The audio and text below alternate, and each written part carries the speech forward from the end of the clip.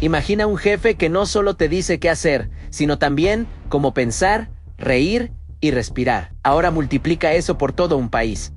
Esa es, en términos simples, la vida bajo una dictadura. Un régimen autoritario no se conforma con gestionar servicios o leyes. Quiere moldear tu mente, tus emociones y hasta los minutos que pasas pensando en la vida. Vivir bajo un gobierno así es, sobre todo, una experiencia de adaptación constante. Aprendes a medir las palabras, a callar opiniones y hasta a reír en el momento justo. El Estado no es solo una institución, es el curador de la realidad, el árbitro de la verdad y, si hace falta, el invasor de tu intimidad. Lo que sientes, lo que compras, la música que escuchas, todo es observado, controlado, catalogado.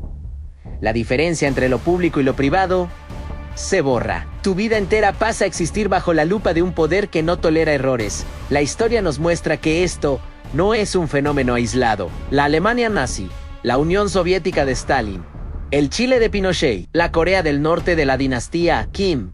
Lugares distintos, épocas diferentes, pero un patrón universal. El Estado quiere que confíes solo en él. Vecinos, amigos, familiares, todos deben ser potencialmente sospechosos. La desconfianza no solo se fomenta, se sistematiza. Convertir al prójimo en espía es una estrategia deliberada. La lealtad vertical, la que va del ciudadano al poder, debe ser absoluta, porque cualquier otra lealtad se considera traición. Pero no es solo la coerción física lo que hace la vida bajo dictadura tan dura. La represión se manifiesta en las sombras, en lo que no ves, pero sientes todos los días. El miedo se convierte en una atmósfera, una constante invisible. El simple acto de salir de casa puede implicar cálculos estratégicos. ¿Qué camino tomar para no cruzarte con miradas sospechosas?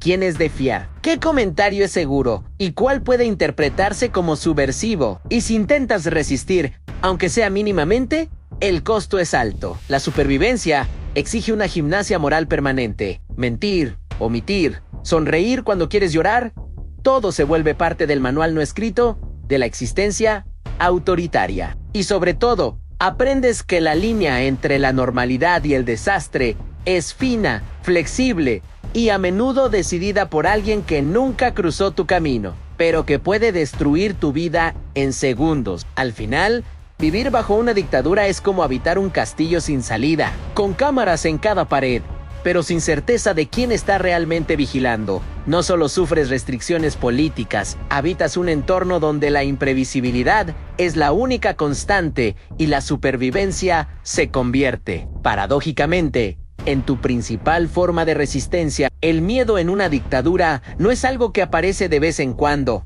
en episodios aislados. Es una niebla constante que lo impregna todo. Es una sensación de tensión continua, donde cualquier gesto, cualquier palabra puede interpretarse como amenaza o traición. Y lo peor, no hace falta que te castiguen de verdad para sentirlo. La mera posibilidad de violencia o represalia ya basta para cambiar comportamientos, transformar amistades y corroer la confianza. La paranoia cotidiana es una habilidad obligatoria. En el Brasil de los años de plomo, bastaba una mirada sospechosa al otro lado de la calle para que alguien imaginara que estaba a punto de desaparecer en el limbo burocrático de la represión. Un simple trayecto en taxi podía convertirse en un thriller psicológico. En cada patrulla era potencialmente un DOPS disfrazado, cada sombra una amenaza silenciosa. Y claro, no había forma de saber quién era realmente peligroso o solo un transeúnte inocente. El miedo es tan sofisticado que se vuelve un deporte diario. Camina, miras por encima del hombro, susurras, calculas y aún así nunca estás seguro de si lo estás haciendo bien. Pero el terror no se limita a la presencia física de la violencia. Se infiltra en las relaciones humanas. La confianza es atacada de forma sistemática. Alemania Oriental, Unión Soviética, República Dominicana, en todos lados. El objetivo era claro: convertir al otro en tu potencial enemigo. La Stasi en la RDA convirtió la traición en un arte burocrático. No eran solo agentes entrenados, vecinos, amigos, familiares, profesores y colegas podían ser colaboradores forzados o voluntarios. Delatar a alguien por una broma, un comentario político o simplemente por no mostrar lealtad era un camino para la supervivencia personal. Y mientras tanto, tu propia mente se convierte en la mayor villana. Aprendes a censurar pensamientos antes de hablar, a dudar de tus percepciones, a anticipar lo peor en todas las situaciones. Ese fenómeno se llama opresión internalizada, cuando el miedo deja de imponerse desde fuera y se vuelve un estado constante de autocensura. Te vigilas a ti mismo con una disciplina casi militar, porque sabes que la negligencia puede costarte caro. La desconfianza se extiende y fragmenta la sociedad. Los amigos ya no saben si pueden contarse las cosas. Los vecinos se vuelven rivales y los familiares inspectores de lealtad. Las comunicaciones, los gestos más simples, la intimidad cotidiana, todo es un campo minado. Hasta el espacio doméstico, que debería ser sagrado, se transforma en territorio peligroso, donde hasta una charla de almohada puede acabar en denuncia. Y el impacto psicológico no se limita a quienes viven la dictadura, se extiende a las generaciones siguientes. Hijos de desaparecidos, nietos de víctimas de tortura, todos cargan marcas invisibles que moldean su visión del mundo. La normalidad se convierte en vigilancia, la convivencia social en cautela y el simple acto de existir en una negociación constante entre miedo y resistencia. En el fondo, vivir bajo este cerco psicológico es aprender a equilibrarte en una cuerda floja. No sabes cuándo vas a caer, pero cualquier paso en falso puede ser fatal. El humor en ese contexto se vuelve un arma de supervivencia. Reír del absurdo del cotidianismo autoritario es casi un acto de rebeldía silenciosa. Un pequeño soplo de libertad en un entorno donde cada respiración está vigilada. Si el miedo es la atmósfera de una dictadura, la vigilancia es la infraestructura que sostiene esa niebla. Empieza simple, casi artesanal, y evoluciona hasta volverse casi omnipresente, digital y predictiva, capaz de monitorear cada movimiento, cada hábito, cada suspiro. En Alemania Oriental, la Stasi convirtió el espionaje en arte burocrático. Las cartas se abrían con maestría, se leían, copiaban y cerraban de nuevo sin dejar rastro. Teléfonos pinchados, micrófonos en las paredes, vecinos cooptados para observar, todo como parte de un gigantesco mosaico de sospechas. La obsesión iba más allá de lo convencional. Había registros de muestras de olor, ropa interior y tejidos recogidos clandestinamente para entrenar perros rastreadores. Sí, literalmente perros que podían olfatear a quien osara huir o comportarse de forma sospechosa. Es difícil imaginar algo más bizarro, y sin embargo, funcionaba.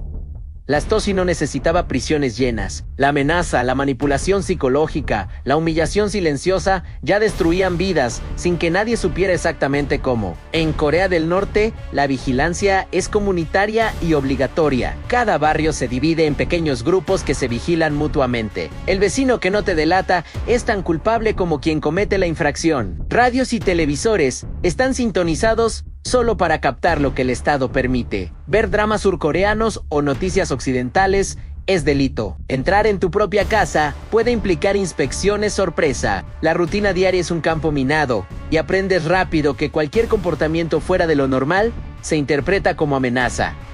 La China contemporánea lleva esto a otro nivel. La vigilancia digital convierte cada acción en dato, cada dato en juicio. El sistema de crédito social clasifica a los ciudadanos según su comportamiento social, financiero e incluso moral. ¿Publicaste algo considerado falso? Tu puntuación baja. ¿No respetaste normas sociales? Baja. Consecuencia: muerte social, prohibición de viajar, de ir a escuelas, de conseguir préstamos. Toda la vida cotidiana se gamifica como un videojuego cruel, pero sin opción de reinicio. Y en Xinjiang, el control es casi absoluto. Cada movimiento es monitoreado por cámaras, escáneres de Wi-Fi, chequeos constantes de identidad. El menor desvío, usar la puerta de atrás, apagar el celular, caminar solo, puede acabar en interrogatorio o detención. No es solo la represión física lo que mantiene el poder, es el control de la percepción,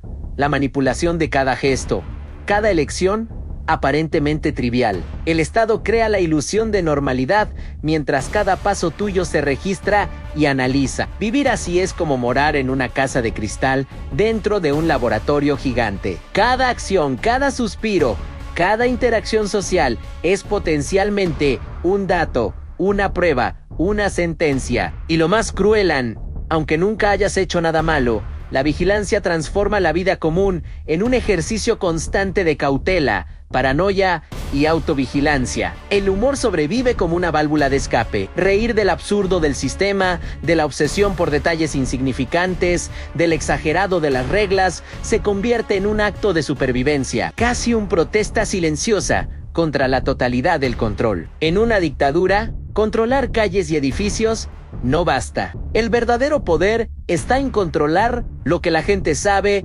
piensa y sueña. La censura mutila la cultura, le quita el aire a los libros, las músicas y los periódicos, y la propaganda llena el vacío con una realidad fabricada. La información deja de ser un derecho y se convierte en una mercancía peligrosa. En el Brasil de los años de plomo, los censores no tenían que moverse mucho, se instalaban físicamente en las redacciones, vigilaban diarios y emisoras de televisión, vetaban notas sobre protestas, torturas, crisis económicas.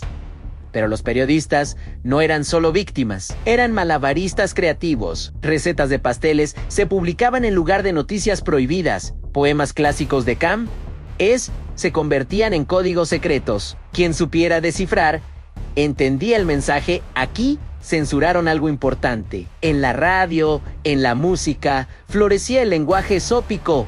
Chico Buarque y Gilberto Gil, con Cálice, jugaban con palabras y sonidos, transformando la orden de silencio en himno secreto de resistencia. En la Unión Soviética, el monopolio de la imprenta convertía cada libro en una bomba de riesgo. El samizdat, literatura autopublicada, circulaba a escondidas. Cada copia hecha a mano, escrita a máquina en papel finísimo con papel carbón entre hojas, llevaba no solo ideas, sino también peligro. Quien poseía o distribuyera esos textos arriesgaba prisión, campos de trabajos forzados o internamiento psiquiátrico. El poeta Osip Mandelstam lo probó de la forma más cruel. Recitó un poema crítico a unos amigos y acabó delatado, preso, exiliado y muerto. Aún así, su obra sobrevivió, preservada en la memoria y la resistencia silenciosa de quienes la oyeron. Y la resistencia cultural no se limitaba a libros o poemas. En Alemania Oriental, la juventud punk usaba la estética como bandera. Pelos de colores, ropa rota, conciertos secretos en sótanos de iglesias. La Stasi veía en eso una amenaza existencial. Los punks eran fichados, fotografiados, prohibidos de ir a lugares públicos, amenazados con prisiones y humillaciones. Pero la escena persistía. Entre cada moicano rapado a la fuerza y cada táctica de chantaje emocional, había solidaridad, redes de información y pequeños triunfos sobre el régimen. Cada risa irónica, cada canción cantada a escondidas, era una victoria sobre el intento de borrar la humanidad de la gente. Vivir bajo censura es aprender a leer entre líneas, a descifrar miradas y gestos, a crear códigos que solo los cercanos entienden. La creatividad se vuelve no solo un talento, sino una herramienta de supervivencia. El absurdo del control da pie al humor ácido Riz, para no volverte loco, para mantener la cordura, para demostrarte que, aunque aplastado, aún hay espacio para ser humano. En una dictadura, la economía no es solo sobre riqueza o comercio, es sobre control de la vida. La escasez no es un accidente, es una herramienta. Transforma el cotidianismo en campo de batalla. Hace del acto más simple, comer, beber, calentarse, un ejercicio de estrategia. La supervivencia se convierte en profesión obligatoria. En Venezuela, la hiperinflación convirtió tareas básicas en épicas diarias. 1 kilo de carne podía costar más que un salario entero. Colas interminables se volvían paisajes urbanos normales. Caminar a buscar agua en plena madrugada era rutina. El sistema de distribución de alimentos, controlado por el Estado, era una herramienta de lealtad. ¿A quién cuestionaba? Podía quedarse sin comer. Y si piensas que era solo hambre, no lo era. Era humillación diaria, enseñando que la obediencia iba antes que la dignidad. En la Unión Soviética, la escasez era estructural. Colas para pan, leche o zapatos eran ejercicios de paciencia. Pero la creatividad humana se manifestaba de forma perversa. El mercado negro florecía. Un par de vaqueros o un disco de rock occidental se convertía en símbolo de estatus, pero también de riesgo. Comprar o poseer productos extranjeros era ilegal, pero la alternativa era vivir sin nada o pagar el precio del soborno. La supervivencia exigía contorsionismo moral, tenías que burlar al Estado sin caer en tus propias trampas. En Corea del Norte, el control sobre los cuerpos es directo y absoluto. El trabajo forzado no es castigo ocasional. Es rutina en agricultores, estudiantes, niños, todos movilizados para batallas de producción, sin remuneración adecuada y en condiciones peligrosas. El hambre no desapareció, y los mercados ilegales, tolerados para evitar el colapso total, viven bajo extorsión constante. Cada paso que das para sobrevivir es observado, y cualquier desliz puede costarte caro. Vivir así es darte cuenta de que cada decisión cotidiana tiene peso político y moral. Comprar comida, tomar un autobús, buscar remedio, andar por la calle, todo se transforma en cálculo constante. El ciudadano común no elige si va a trabajar, comer o vivir, elige cómo sobrevivir sin ser notado, sin volverse blanco. Y en esa economía de la supervivencia, el humor es la moneda más rara y preciosa. Reír del absurdo del control, de la escasez planificada, de la regla arbitraria que decide quién come y quién no, es casi un acto de rebelión. Una sonrisa se vuelve resistencia, y cada momento de ligereza es una pequeña victoria sobre el dominio del Estado. En dictaduras, no basta con controlar cuerpos y mentes sane. Hay que definir enemigos.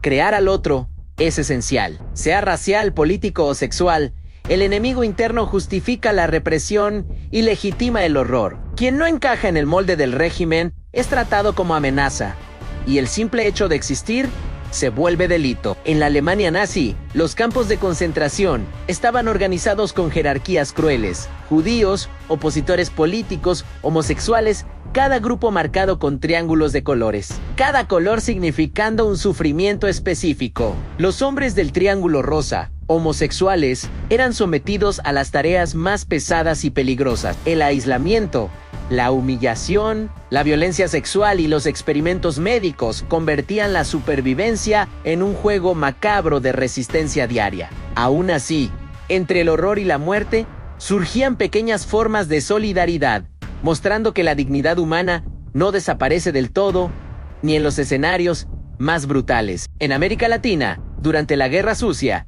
la persecución se mezclaba con moralidad dictatorial. En el Chile de Pinochet y en Argentina, travestis, prostitutas y disidentes eran blanco constante de violencia. Desapariciones, torturas y ejecuciones clandestinas eran rutina. La ausencia de cuerpos dejaba a las familias atrapadas en un duelo interminable, viviendo en un tiempo suspendido entre esperanza y desesperación. El terror psicológico se multiplicaba. No era solo miedo a la muerte, sino miedo al vacío, a la ausencia de respuestas, al silencio absoluto. En la China de hoy, la persecución asume formas sofisticadas y sistemáticas. En Xinjiang, los uigures viven bajo reeducación forzada, detenidos en campos, obligados a renunciar a su fe, aprender mandarín y demostrar lealtad absoluta al Partido Comunista. Relatos de sobrevivientes hablan de tortura física, privación de sueño, esterilización forzada de mujeres y violencia sexual. Aquí, la persecución es tanto física como psicológica.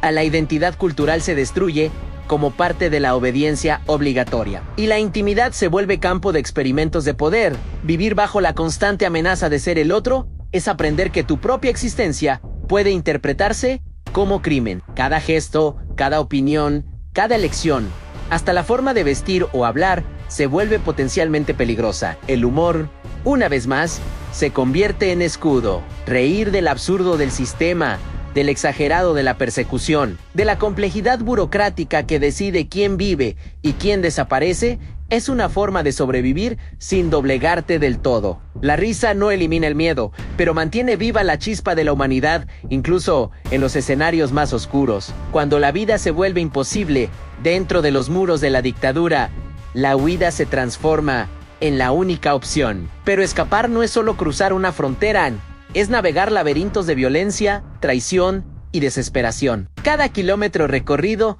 lleva el riesgo de prisión, tortura o muerte. La libertad tiene precio, y se paga con sudor, sangre y lágrimas. El muro de Berlín no era solo un muro, era un sistema de terror calculado al detalle. Arena rastrillada, perros de ataque, torres de vigilancia y guardas con orden de disparar a matar. Cada elemento diseñado para recordar que la libertad era un lujo mortal. Aún así, la ingeniosidad humana encontró resquicios. El túnel 29, excavado por estudiantes del lado occidental, unía una fábrica abandonada en el oeste con un sótano en el este. Turnos agotadores, riesgos de derrumbe, inundaciones, asfixia. Nada impidió que 29 personas cruzaran. Cada fuga era una operación clandestina de precisión quirúrgica, donde la estrategia se mezclaba con la desesperación, y el simple acto de respirar libre se volvía una victoria épica. En Corea del Norte, huir es aún más peligroso. El río Yalu hacia China es solo el primer obstáculo. En China, los desertores son ilegales, cazados por policías para devolverlos a Corea del Norte. Castigo casi seguro. La industria de los brokers, corredores que prometen guiar a los fugitivos por miles de kilómetros, es un juego mortal. Algunos lucran con vidas humanas, entregando a los desesperados a la muerte a cambio de recompensas. El relato de Joy, vendida como esposa esclava y separada de su hija, ilustra el horror de una huida que debería ser esperanza, pero se convierte en supervivencia táctica. Cada paso fuera del territorio controlado no elimina el miedo. Cada decisión es un cálculo de riesgo. La libertad, cuando se alcanza, no viene sin cicatrices físicas, emocionales y sociales. Aún así, la búsqueda de esa libertad revela algo esencial en la tenacidad humana ante el absurdo del control absoluto. Es el deseo de respirar, de vivir, de existir sin la sombra constante del poder que define cada gesto. Huir no es solo un viaje geográfico, es atravesar el territorio del miedo, la incertidumbre y la burocracia mortal del poder. Y, en el fondo, cada paso hacia la libertad es un pequeño protesta contra la dictadura, una afirmación de que, por más asfixiante que sea el control, el espíritu humano aún encuentra formas de resistir, sonreír y sobrevivir. La vida bajo dictadura no es solo sufrimiento inmediato, es una transformación profunda y duradera de la experiencia humana. Reconfigura comportamientos, relaciones y pensamientos, moldeando una sociedad entera para operar bajo miedo, silencio y obediencia. El individuo aprende a navegar laberintos de control psicológico, vigilancia constante, escasez crónica y amenaza de castigo, internalizando a menudo el terror como parte de su propia identidad. Las cicatrices van más allá de la carne o el cuerpo político. Económicamente, poblaciones empobrecidas se vuelven rehenes de un sistema que controla recursos vitales. Socialmente, la confianza entre personas se fragmenta. Vecinos se convierten en potenciales delatores, familiares en instrumentos de coerción. Psicológicamente, generaciones crecen bajo la sombra de desconfianza, culpa y trauma. Miedo a hablar, miedo a actuar, miedo a existir. El impacto se extiende a la cultura y la creatividad. Bajo censura y propaganda, la expresión artística se adapta o desaparece. Periodistas desarrollan códigos secretos. Músicos y escritores usan metáforas y dobles sentidos para comunicar verdades prohibidas. La resistencia se manifiesta en los márgenes a túneles clandestinos, mercados negros, literatura usamidachi, músicas que desafían el silencio. La creatividad se vuelve acto de supervivencia y forma de mantener la humanidad aún bajo opresión total. El autoritarismo deja un legado complejo y duradero. No solo reprime, sino que enseña el miedo, la obediencia, la vigilancia, la paranoia y la astucia necesarias para sobrevivir. Y aún así, en medio del horror, surge la resistencia, discreta, improbable, pero resiliente. Una sonrisa, una fuga exitosa. Un poema que sobrevive a la censura ante pequeños signos de que el espíritu humano, por más aplastado que esté, encuentra resquicios para existir. Al final, vivir bajo dictadura es comprender que la libertad no es garantizada, sino conquistada menos, y que cada acto cotidiano de autonomía, cada gesto de solidaridad, cada desafío silencioso al poder absoluto es un triunfo sobre la fuerza que intenta aplastar la vida. El autoritarismo puede doblar cuerpos, moldear mentes y fragmentar sociedades, pero no logra extinguir del todo la capacidad de pensar, reír, resistir y soñar. El legado de la dictadura no es solo dolor y miedo, sino también el recuerdo de que la humanidad, aun cuando aplastada, encuentra formas de sobrevivir y eventualmente reconstruirse. El peso del pasado no desaparece, pero enseña la libertad es frágil, preciosa y sobre todo una responsabilidad diaria de proteger y valorar. Vivir bajo una dictadura es enfrentar un sistema que actúa simultáneamente en varias frentes en psicológica, social, económica, identitaria, tecnológica y cultural. Cada dimensión refuerza a la otra, creando una red de opresión que transforma la vida cotidiana en un campo de batalla silencioso.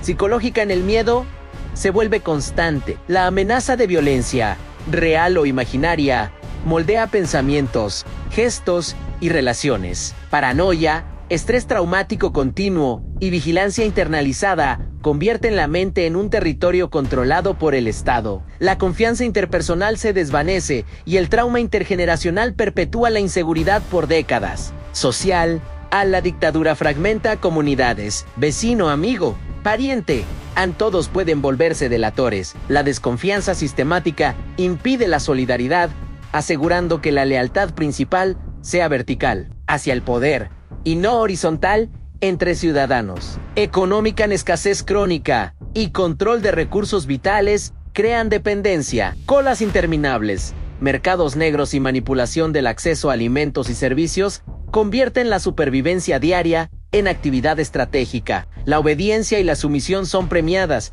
la resistencia económica es castigada. Identitaria en grupos minoritarios y enemigos internos son perseguidos, torturados o desaparecidos. La identidad, sea política, religiosa, sexual o cultural, se transforma en riesgo. La exclusión y el exterminio son herramientas de control usadas para reforzar la uniformidad y eliminar cualquier disidencia. Tecnológica, vigilancia analógica o digital, monitorea cada gesto, cada charla, cada movimiento. Sistemas de reconocimiento facial, monitoreo de datos y algoritmos de control social convierten comportamientos cotidianos en riesgos potenciales. El Estado asume el rol de árbitro absoluto de la realidad. Cultural en la censura y la propaganda moldean narrativas. Periodistas, músicos y escritores desarrollan códigos secretos y lenguajes cifrados para resistir. La cultura se vuelve refugio y arma de supervivencia, manteniendo vivas verdades que el régimen intenta borrar. Aún ante una red tan compleja de opresión, la resistencia humana surge en los espacios más improbables, un poema leído en secreto, un mercado negro de alimentos, un túnel excavado bajo el muro, una huida exitosa, o una música que desafía el silencio. Cada gesto discreto, cada acto cotidiano de supervivencia es un recordatorio de que, por más aplastante que sea el poder, la humanidad encuentra resquicios para existir, resistir y eventualmente reconstruir. El legado de la dictadura es, por tanto, paradójico, deja dolor y cicatrices profundas, pero también revela la tenacidad de la vida. Enseña que la libertad es frágil, conquistada, y que la lucha silenciosa de cada individuo común es, muchas veces, la mayor rebelión posible.